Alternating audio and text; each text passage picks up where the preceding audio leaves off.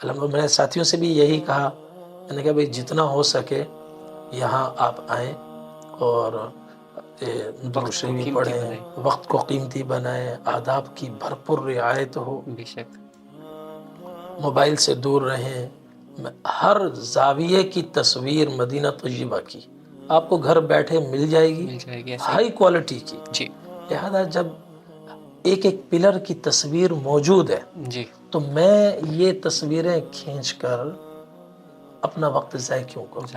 دوسرا یہ لغو کام ہے، جی باہر تو اس کی گنجائش ہو سکتی ہے جی لیکن یہاں مسجد نبوی میں ایک روایت یاد آئی، صحیح بخاری میں ہے،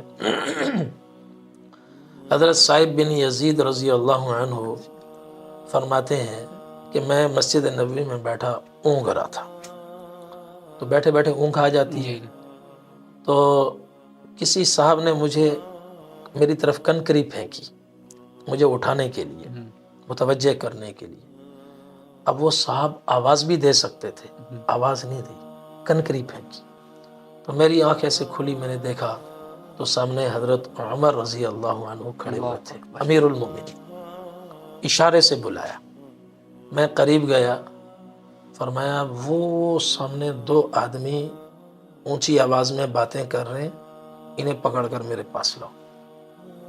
تو میں صحیح بخاری کی حدیث ہے، جی تو میں ان کو پکڑ کر آیا، میں نے کہا چلو امیر المومنین کے پاس بلا رہے ہیں۔ تو وہ آئے تو حضرت عمر رضی اللہ عنہ نے غصے میں ان سے فرمایا من انتما او ممن انتما، تم کون ہو، کہاں سے آئے؟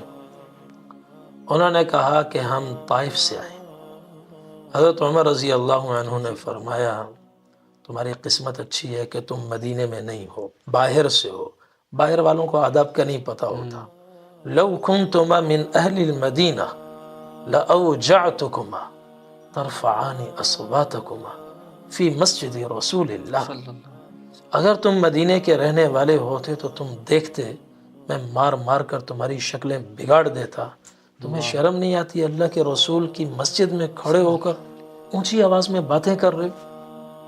تو یہ مدینہ طیبہ کے آداب ہے، ادب کے ساتھ ہی فضائل سمیٹے جا سکتے ہیں، بے ادبی میں پھر خوش فہمیاں ہی رہ جائیں گی۔